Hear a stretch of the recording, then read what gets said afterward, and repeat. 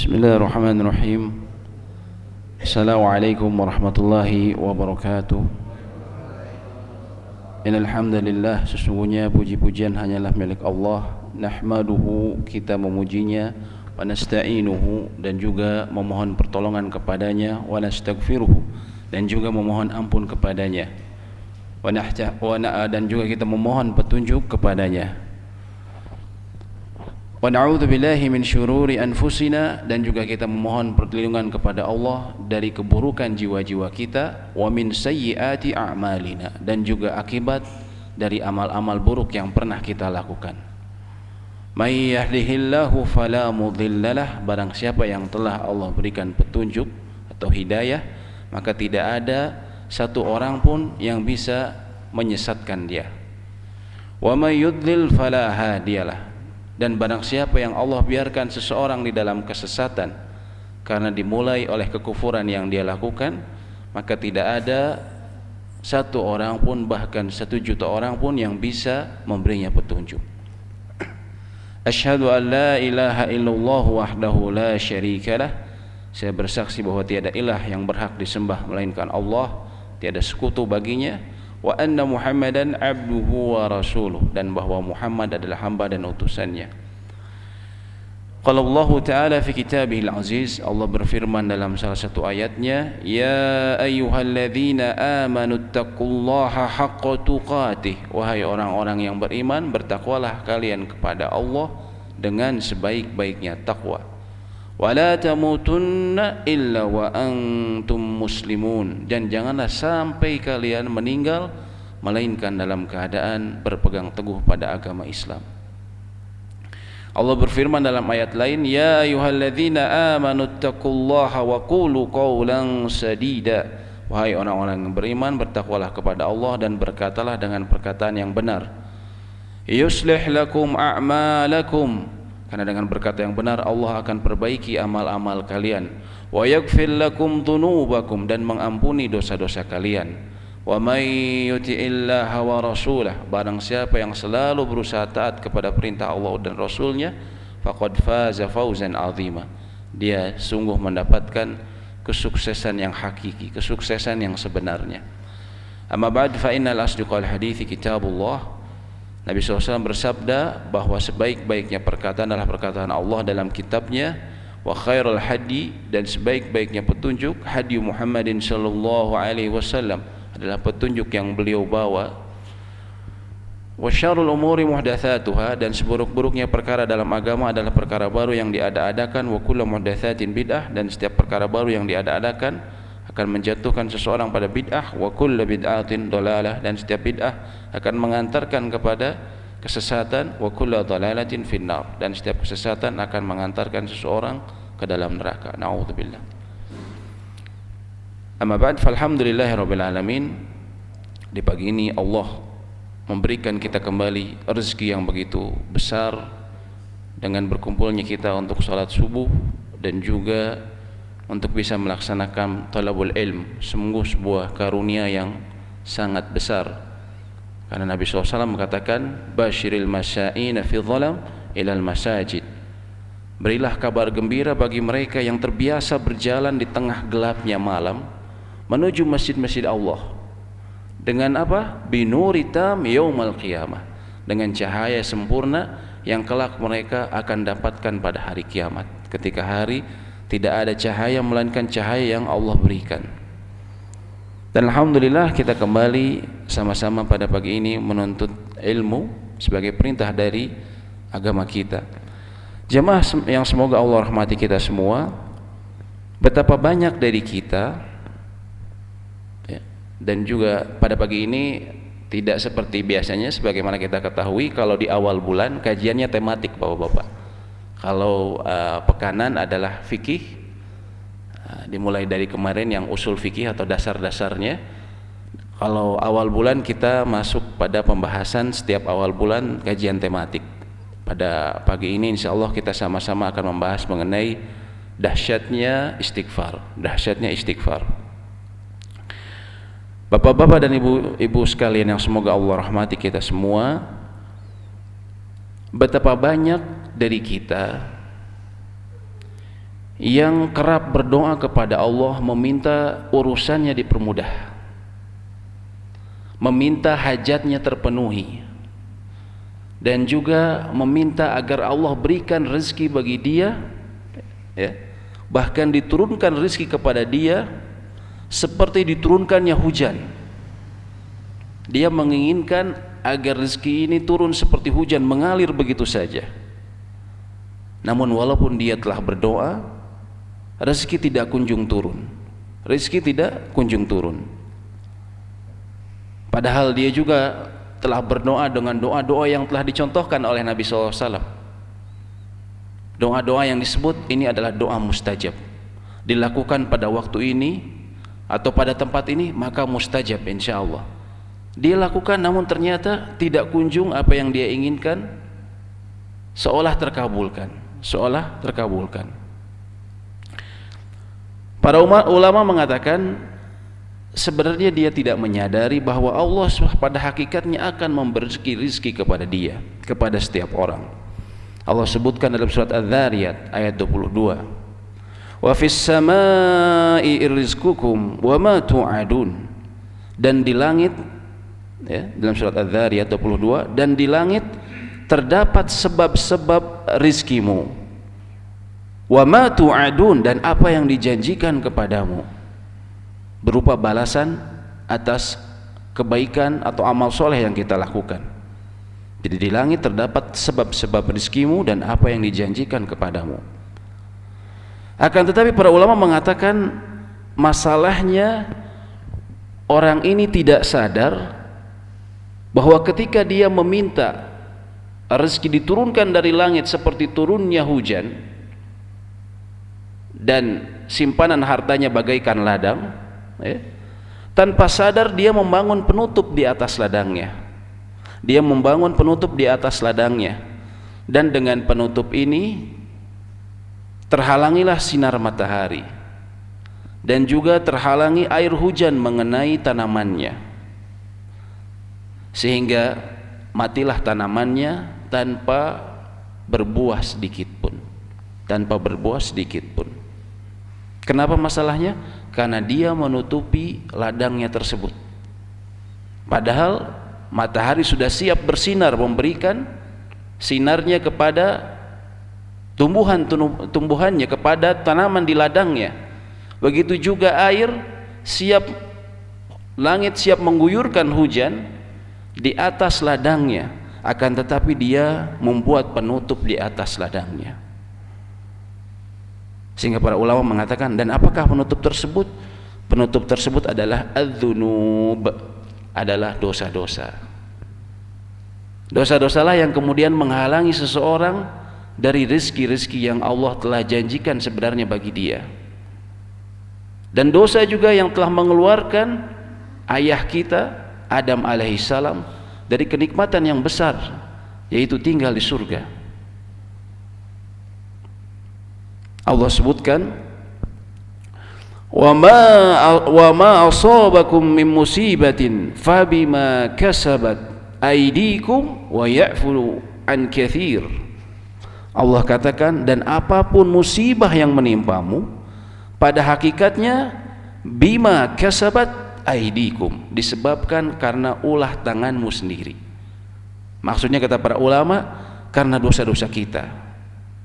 Karena dosa-dosa kita. Wa ya'fu an katsir, dan pada hakikatnya Allah ketika menurunkan musibah itu hanya sepersekian dari kesalahan kita. Adapun yang Allah ampuni itu lebih banyak. Itu lebih banyak, sehingga Allah sebutkan wa ya'fu an katsir, dan Allah memaafkan yang lebih banyak. Sehingga itulah hakikatnya yang kemudian menghalangi seseorang dari doanya, dari permohonannya ketika seseorang meminta akan kemudahan urusan, ketika kita meminta agar hajat kita terpenuhi, ketika kita meminta agar rezeki kita Allah berikan dengan mudah, namun ternyata tanpa sadar kita telah menutupi ladang kita, kita telah menutupi rekening kita sebenarnya, kalau bisalah masalah harta misalnya. Tanpa sadar kita telah menutupi, kita telah memblokir. Kenapa? Blokir dengan dosa-dosa kita, dengan dosa dan kesalahan kita. Namun Allah Jalla wa Ala menyebutkan bagaimana agar kita bisa menyingkirkan penutup tersebut, penutup yang menghalangi rahmat Allah turun kepada kita. Syariat ini telah Allah ciptakan bagaimana agar kemudian kita, yarhamukallah, bagaimana agar Allah memberikan jalan bagi kita sehingga bisa membuka penutup tersebut, sehingga rezeki mengalir kepada kita dengan sempurna dan kita bisa menikmatinya. Karena betapa banyak orang mendapatkan rezeki dengan banyak, namun pada saat yang bersamaan dia tidak bisa menikmatinya. Dia terhalang oleh sakit dan segala macam. Akhirnya yang menikmati adalah keluarga dan anak-anaknya. Solusinya adalah bistighfari wa taubah, dengan istighfar dan taubat, dengan taubat. Allah Subhanahu wa taala sebutkan dalam surat Hud ayat 3. Dalam surat Hud ayat 3, wa anistaghfiru rabbakum thumma tubu ilaihi yumatti'kum mata'an hasana ila ajalin musamma. Dan hendaklah kamu memohon ampun kepada Rabbmu dan bertaubatlah kepadanya,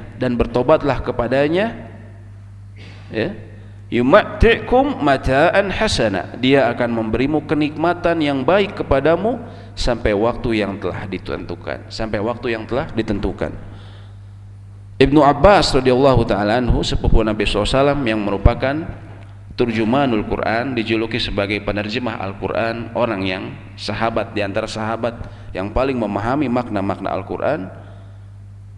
Beliau mengatakan ayyatafaddala alaikum birizqi wasa'ah, yaitu bahwa Allah menjanjikan dengan istighfar dan tobat adalah Allah akan mengkaruniakan kepadamu rizki dan keleluasaan, rizki dan kekuasaan. Dan subhanallah, namanya rizki memang bukan hanya harta. Keleluasaan seseorang dengan waktunya, keleluasaan seseorang ketika bisa berkumpul bersama keluarganya, keleluasaan seseorang ketika kemudian diberikan kesehatan yang prima, dijauhkan dari penyakit, adalah rizki juga yang tidak bisa dihitung dengan harta. Bahkan seringkali lebih mahal daripada harta. Maka itulah kemudian kunci dari pembuka atau yang bisa menyingkirkan penghalang dari penutup yang menghalangi turunnya rizki kepada kita, yaitu dengan istighfar dan juga doa. Dan ini juga pernah yang dicontohkan para ulama-ulama terdahulu dan juga bahkan para nabi. Contohnya, suatu saat ada seseorang datang kepada Al-Hasan Al-Basri, salah seorang tabi'in, generasi setelah sahabat. Namanya sangat terkenal sebagai seorang ahli hikmah, ulama yang beliau juga ahli hikmah. Seseorang mengeluhkan kepada beliau mengenai kekeringan yang dilanda dia. Maka bertanya bagaimana solusinya kepada Hasan Al-Basri. Beliau menjawab, istaghfirillah, memohonlah ampun kamu kepada Allah. Istaghfirillah, beristighfarlah kamu kepada Allah. Ada orang lain datang kepada beliau mengeluhkan kemiskinan, kesulitan harta yang dia dapatkan. Lalu kemudian Al-Imam Hasan Al-Basri juga mengucapkan, istaghfirillah, beristighfarlah kamu kepada Allah, mohon ampun. Ada juga orang yang kemudian berkata kepada Hasan Al-Basri, ud'ullaha an yarzuqani waladan, wahai imam, berdoakanlah atau doakanlah aku kepada Allah agar aku diberikan keturunan. Diberikan keturunan artinya orang ini tidak mempunyai keturunan. Maka kemudian Hasan Al-Basri juga menjawab perkataan yang persis sama, istaghfirillah, beristighfarlah kamu kepada Allah, beristighfarlah kepada Allah. Lalu juga ada orang juga mengeluhkan mengenai kebunnya. yang kekeringan sehingga tidak menghasilkan sesuatu yang diharapkan. Maka Imam Hasan Al-Basri kembali menjawab, istaghfirillah, mohonlah ampun kepada Allah, beristighfarlah kamu. Sehingga kemudian salah seorang sahabatnya, Rabi ibn Sabih, mendatanginya kemudian berkata, orang-orang datang kepadamu mengeluh mengenai suatu perkara, mengenai tadi kemiskinan, mengenai tidak memiliki anak, mengenai susahnya air, kekeringan di kebunnya. Lalu jawabanmu hanya istaghfirillah, istaghfirillah, istaghfirillah, hanya istighfar saja katanya. Kenapa jawabannya seperti itu? Kemudian Imam Hasan Al-Basri menjawab, ma qultu min indi syai'a, aku tidak mengadakan, aku tidak mengatakan dari diriku sendiri, aku sama sekali tidak berkata dari benakku sendiri. Innallaha azza wa jal yaqulu fi suratin Nuh, akan tetapi Allah lah yang berkata seperti itu, berfirman seperti itu ketika mengisahkan mengenai Nabi Nuh yang berkata kepada kaumnya dalam surat Nuh ayat 10 dan 12. Allah Subhanahu wa taala mengabadikan perkataan Nabi Nuh, wa qultu astaghfiru rabbakum innahu kana ghaffara, maka aku berkata kepada kaumku, kata Nabi Nuh, istaghfiru rabbakum, mohonlah ampun kalian kepada Rabb kalian, innahu kana ghaffara, sesungguhnya dia maha pengampun, maha pengampun. Yursilis samaa alaikum midrara, maka dia akan menurunkan hujan yang sangat deras kepadamu, hujan yang sangat deras kepadamu. Wa yumdidkum bi amwali wa banin, dan kemudian dia akan memberikan kepadamu amwal, harta-harta, memberikan kelancaran kepadamu harta-harta, wabanin, dan juga anak keturunan, dan juga anak keturunan. Wa yaj'al lakum jannati wa yaj'al lakum anhara, dan dia akan mengadakan bagimu jannatin, taman-taman, wa yaj'al lakum anhara, dan dia juga akan memberikan kepadamu sungai-sungai. Subhanallah. Jadi janji ketika seseorang beristighfar lalu mendapatkan hujan yang dengannya Allah ciptakan, Allah turunkan air, yang dengan air Allah ciptakan segala sesuatu, sumber kehidupan, sumber kebarokahan. Kemudian juga Allah berikan seseorang harta dan juga keturunan, dan juga Allah berikan seseorang jannat, taman-taman atau aset-aset. Zaman kita sekarang aset-aset. Wa yaj'al lakum anhara, dan juga Allah jadikan dia sungai yang dengannya bisa mengambil sumber kehidupan, sumber rezeki, ya. Ternyata ini adalah Allah janjikan pada istighfar kepada Allah, memohon ampun kepada Allah. Sehingga kemudian Hasan Al-Basri juga berkata dalam kesempatan lain, ama yastahi ahaduna min rabbih, tidaklah seseorang dari kita malu kepada Rabbnya, kepada Allah.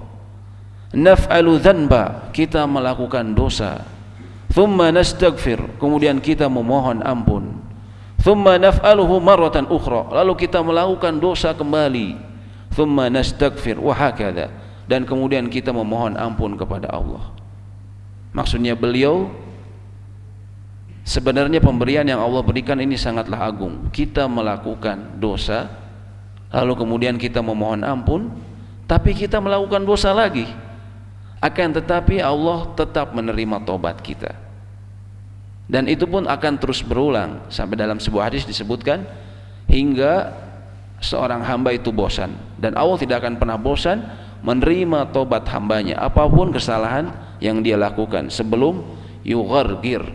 Yughargir itu adalah nafas ketika sampai di tenggorokan, ngorok ketika orang, naudzubillah, ketika orang meninggal. Ketika sudah yughargir, maka tobatnya, istighfarnya tidak diterima. Namun sebelum itu akan selalu diterima. Maka itulah keuntungan dari istighfar. Sehingga para ahli tafsir menyebutkan mengenai tafsiran ayat tadi dalam surat Nuh ayat 10 sampai 12.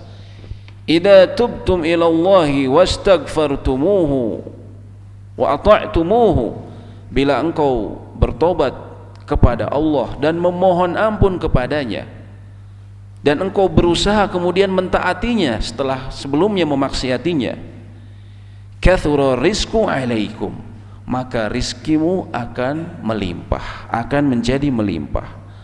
Wa asqakum min barakatis sama, dan Allah akan melimpahkan kepadamu, menurunkan kepadamu keberkahan dari langit, keberkahan dari langit. Wa anbatat lakum min barakatil ard, dan juga Allah akan tumbuhkan bagimu keberkahan dari arah bumi. Jadi dua keberkahan, dari langit dan juga dari bumi. Wa anbatat lakumuz zar'a, dan juga Allah akan tumbuhkan ladang-ladangmu. Investasi-investasimu, investasi-investasi seseorang Allah akan tumbuhkan, ya.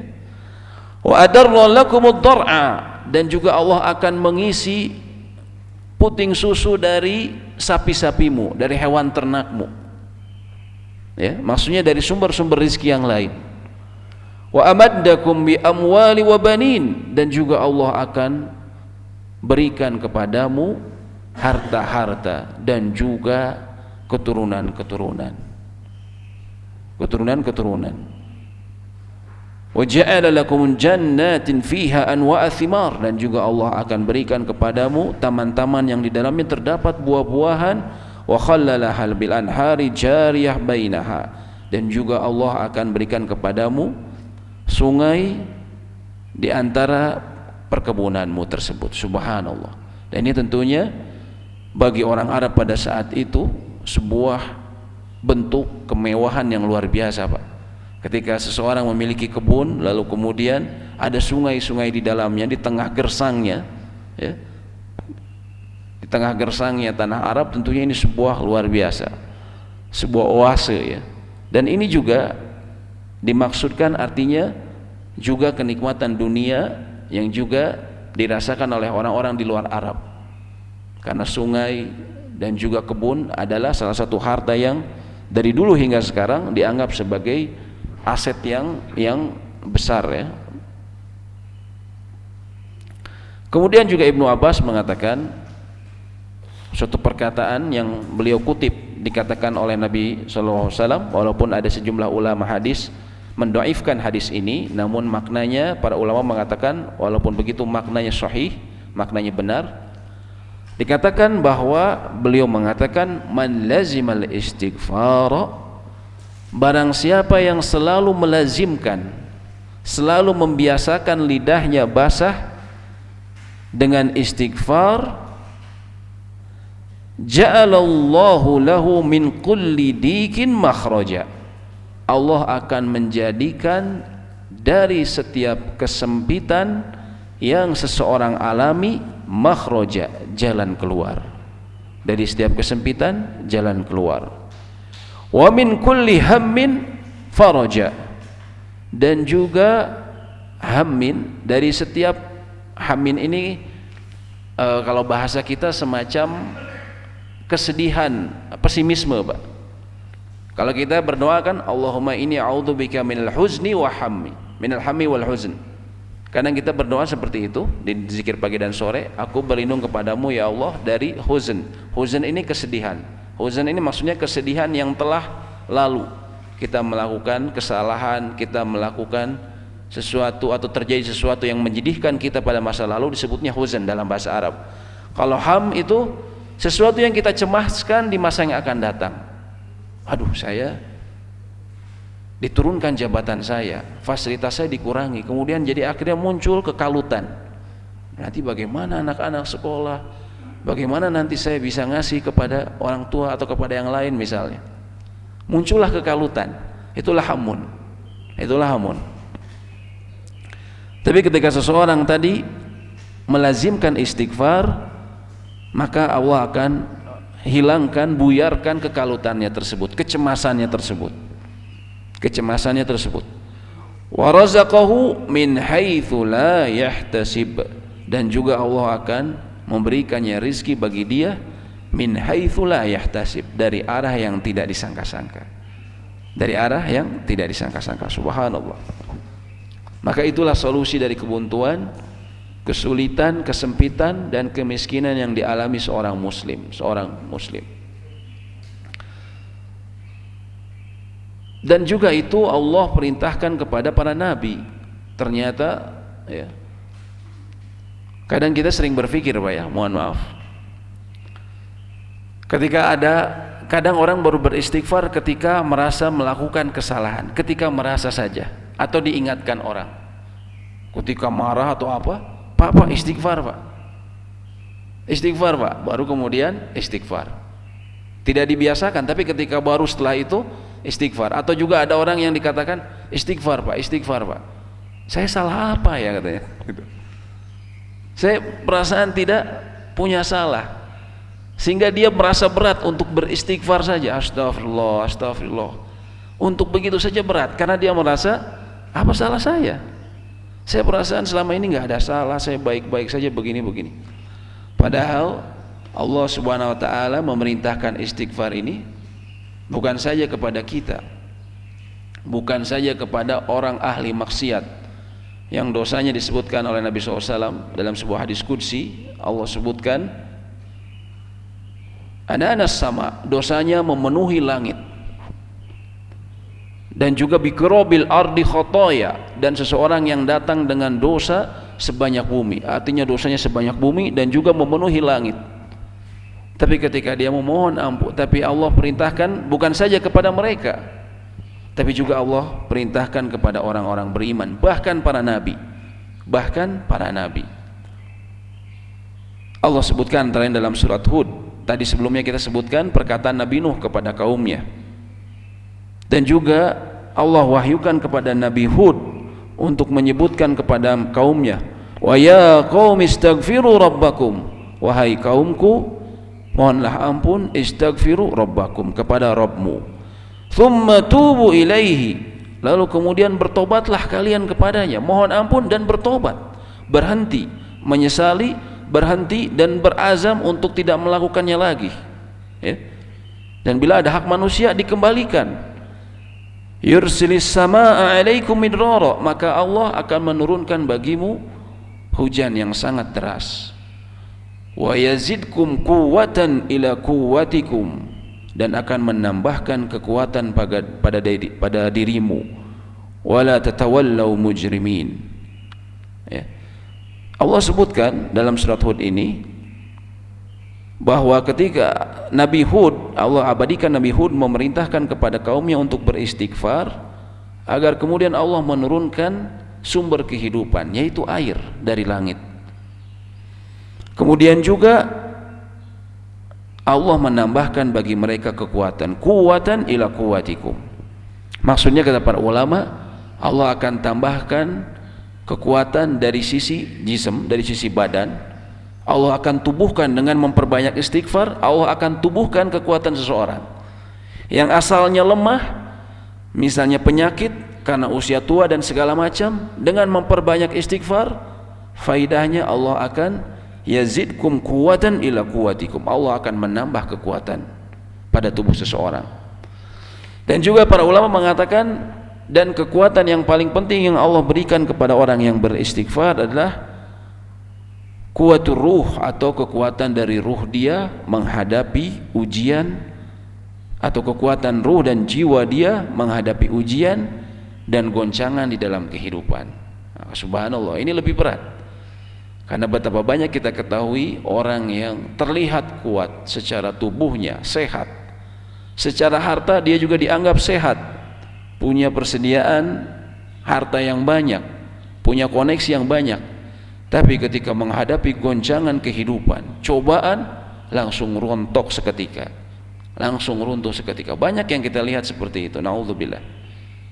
Oleh karenanya kekuatan jiwa,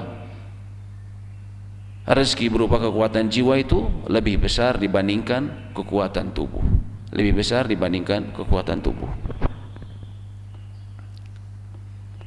Juga Nabi Syuaib alaihi salam, beliau memerintahkan wastaghfiru rabbakum tsumma tubu ilaih inna rabbi rahimun wadud.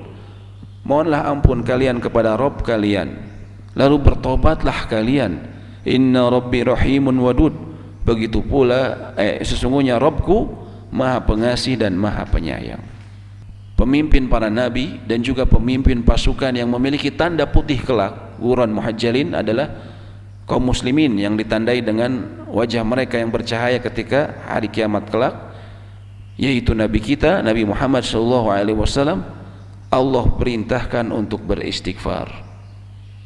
Ketika Allah sebutkan dalam surat An-Nisa ayat 106, Inna anzalna ilaikal kitaba bil haqq, sesungguhnya kami turunkan kepadamu kitab yang berisikan kebenaran, litahkuma bainan nas, agar engkau menghukumi manusia dengannya, wa ma arakallah wala takuna kemudian dalam ayat berikutnya Allah sebutkan, atau dalam potongan ayat berikutnya Allah sebutkan, wastaghfirillah innallaha kana ghafurar rahima, dan mohonlah ampun kepada Allah, sesungguhnya Allah Maha Pengampun dan Maha Penyayang.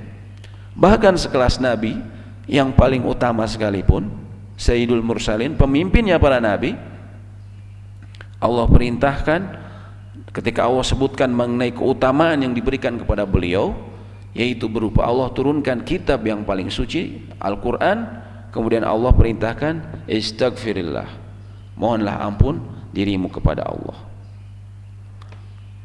Dan juga pada prakteknya Nabi kita Nabi SAW, beliau beristighfar sehari lebih dari 70 kali.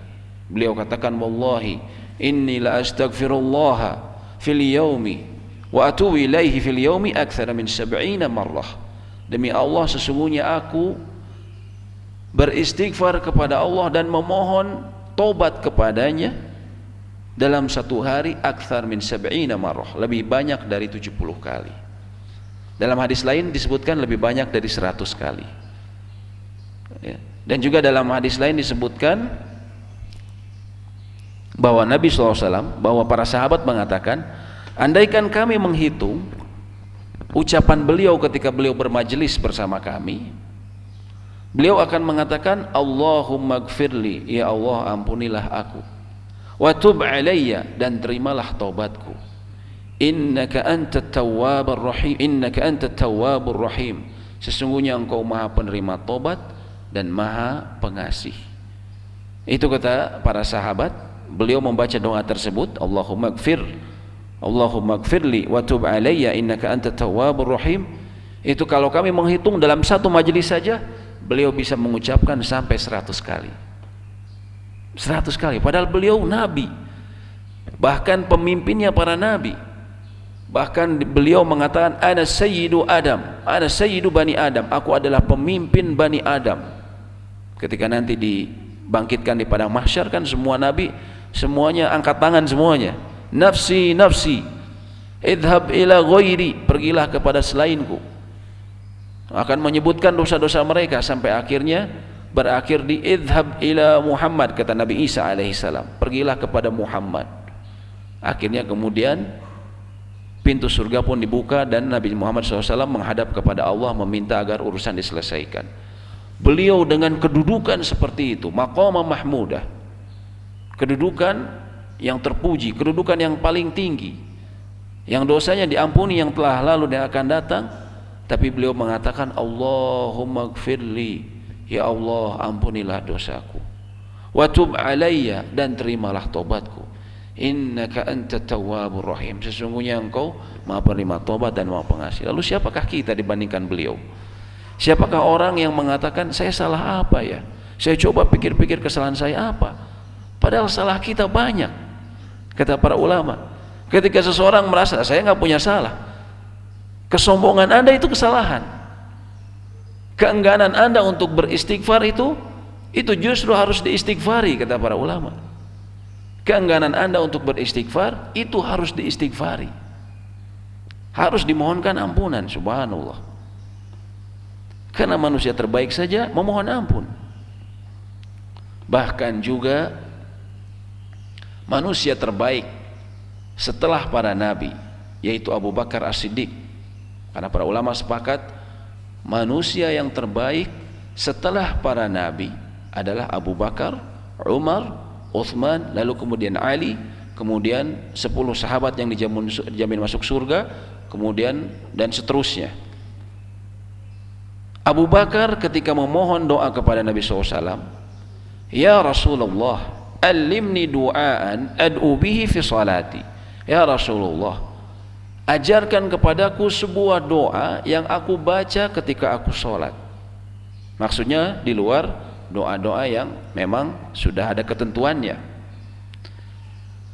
Maka beliau mengatakan, Allahumma inni zalamtu. Kul, katakanlah wahai Abu Bakar, bacalah doa ini. Dan ini doa yang sudah seharusnya kita hafal.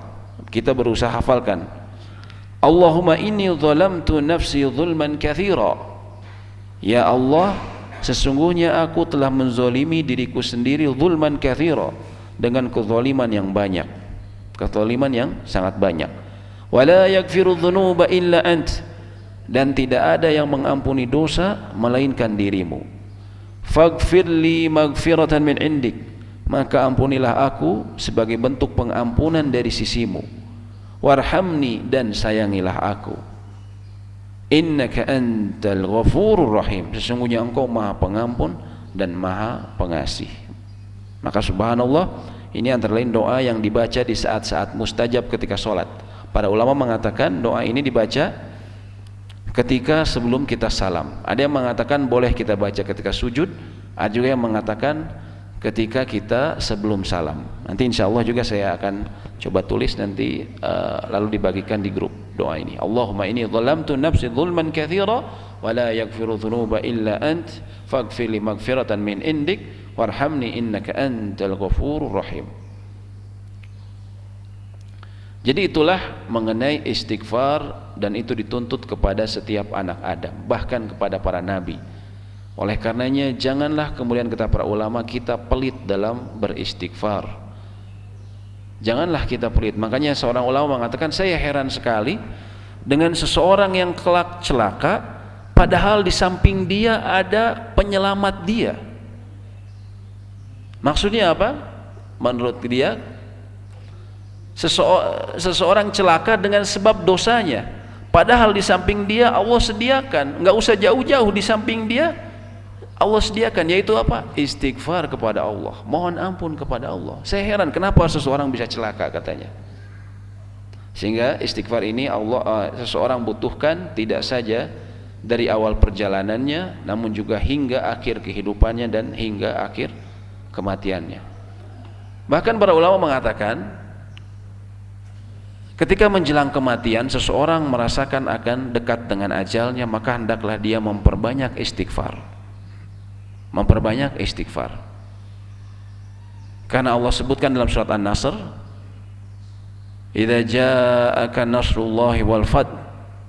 Bila telah datang kemenangan dan juga pertolongan dari Allah, wa ra'aitan nasa yadkhuluna dinillahi afwaja, dan kau melihat manusia masuk ke dalam agama afwaja.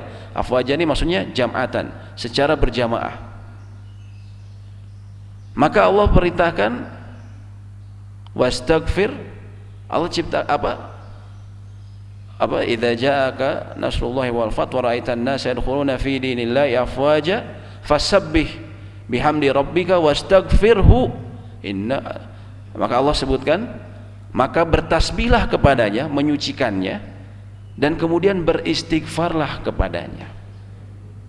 Ayat ini kata Ibnu Abbas adalah tanda bahwa ajal Nabi SAW telah dekat, karena kemenangan sudah didapatkan dari Fathul Mekah, waktu beliau menaklukkan Mekah, dan juga orang-orang sudah masuk Islam. Sehingga ketika itu kemudian Allah perintahkan beliau untuk mempersiapkan diri menemui atau sampai di penghujung ajalnya, dan bertasbih dan beristighfar, memohon ampun kepada Allah. Kemudian yang jadi pertanyaan, terkadang seseorang bertanya, saya sudah beristighfar ya. Mengenai istighfar ini memang banyak kisahnya Pak ya. Antara lain seorang syekh pernah berkata, ada seseorang yang dia diturunkan dari jabatannya dan kemudian dipecat dari usahanya di Saudi sana. Kemudian dia karena tidak punya pegangan apa-apa, juga tidak ada keluarga, dia kalut, sehingga dia mengatakan kepada istrinya, wah istriku, aku sudah tidak bisa lagi menanggung dirimu. Kalau engkau mau cerai, cerai saja, saya sudah tidak bisa menanggung, kembali kepada orang tuamu. Akhirnya istrinya bilang, tidak, rezeki kita dari Allah. Allah yang menjamin rezekimu dan rezekiku. Berusahalah. Kemudian dia mendatangi salah seorang syekh. Dia bertanya, ya syekh, apa nasihatmu? Saya begini. Kemudian syekh ini berkata, wajib bagimu untuk mengambil salah satu pusaka yang telah disediakan dalam sunnah Nabi SAW untuk keluar dari permasalahanmu. Apa pusaka itu? Katanya, antastaghfirullah, agar engkau memperbanyak istighfar. Maka orang ini kemudian berusaha memahami dengan baik dan berusaha mengamalkannya, sehingga kemudian dalam waktu yang tidak lama dia kemudian mendapat pekerjaan di sebuah universitas. Lalu kemudian dengan waktu yang cepat juga, Masya Allah ya, secara harta duniawi dia, Allah berikan kemudahan dia, kemudian punya kendaraan. Istrinya pun yang selama ini nganggur tiba-tiba menjadi dapat pekerjaan sebagai pengajar. Lalu juga Allah berikan kepada hartanya, sehingga kemudian Masya Allah, dari asalnya sama sekali sudah putus asa, tidak punya harta, tiba-tiba jadi melimpah dengan waktu yang tidak lama. Sampai akhir lagi dia datang kepada syekh tadi, ketemu, dia cerita, Masya Allah, syekhnya bilang, keadaanmu saat ini jauh lebih baik dibandingkan sebelumnya. Bahkan ketika dia masih punya pekerjaan, sekarang justru lebih baik. Setelah jatuh, tapi justru lebih baik. Bagaimana katanya? Saya memahami atau saya mengikuti apa yang Anda katakan. Saya setiap hari dan istri saya beristighfar kepada Allah. Bahkan bila dihitung, kata dia, saya beristighfar sehari sampai 3.000 kali katanya. Sampai 3.000. Pokoknya semua keadaan astagfirullah.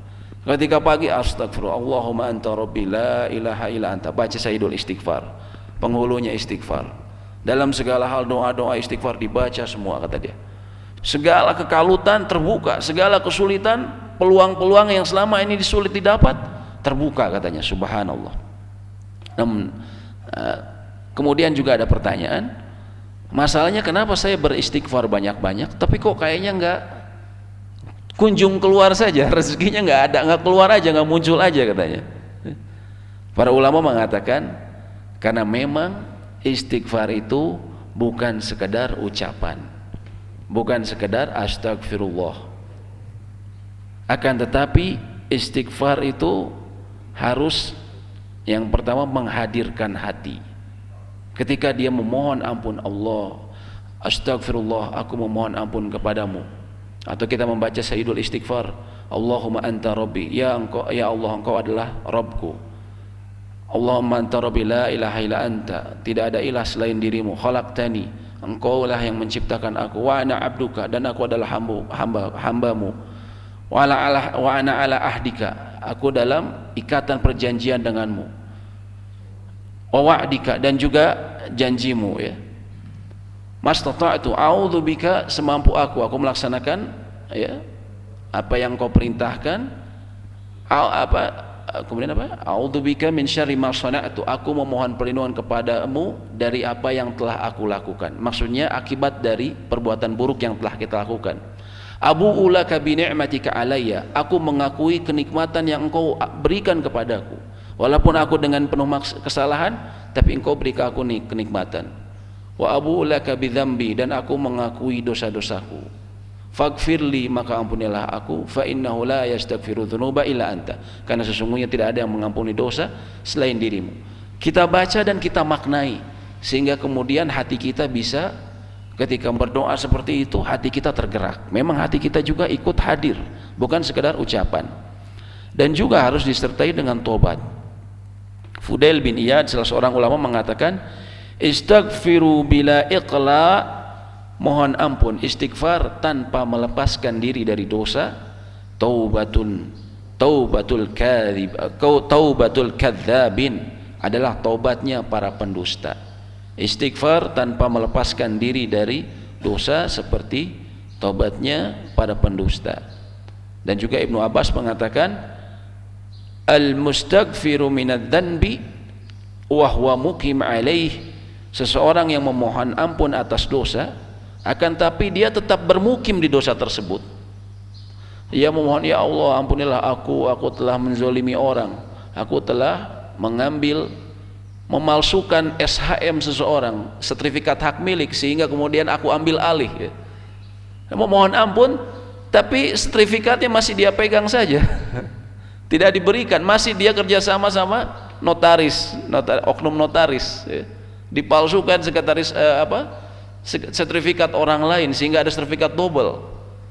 Dia bertobat, ikut istighfar, istighosah kubro, istighfar, ikut majelis zikir, astagfirullah, baca istighfar terus.